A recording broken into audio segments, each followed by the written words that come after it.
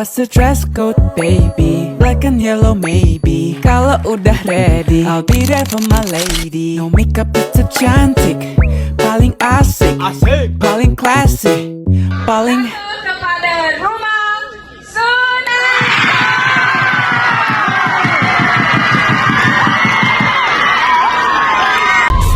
sama suka, tapi nunggu apa? Memang kita berbeda, tapi tetap sama-sama suka. Jadi nunggu apa? Tak perlu kata sumpah, berdua sampai tua.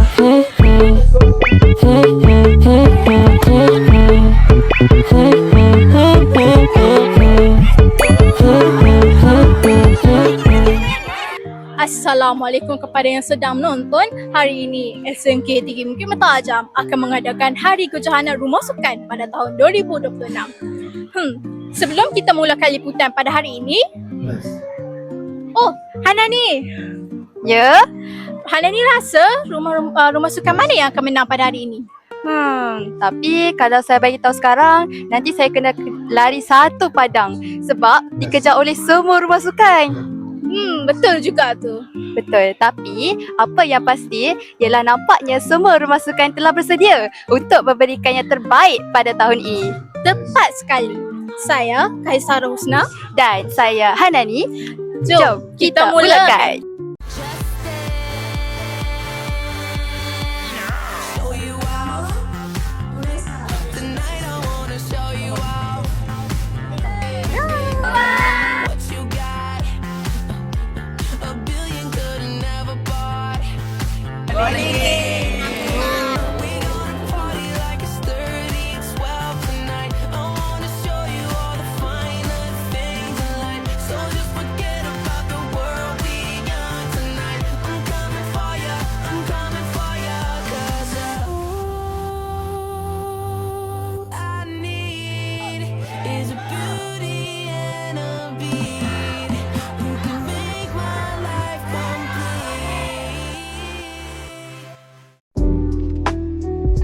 Hai, kami ada beberapa soalan. Boleh tak anda perkenalkan diri? Boleh. Nama saya Muhammad Adarai bin Muhammad Izwain daripada kelas VTP. Wah, soalan junior ya. Okay, so memandang itu kami ada satu soalan.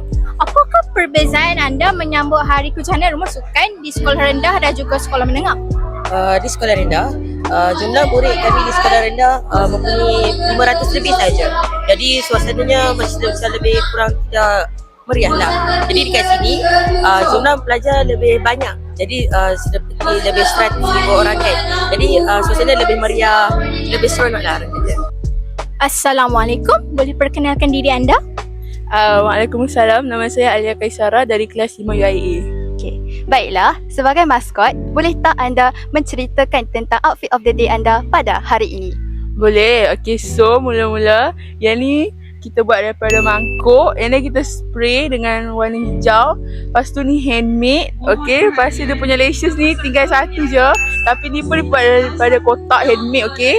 Lepas tu ni dibuat daripada botol, and then spray dengan warna gold, okey. Tapi dia dah luruh sebab tu kan nak pupus dah, so dia luruh.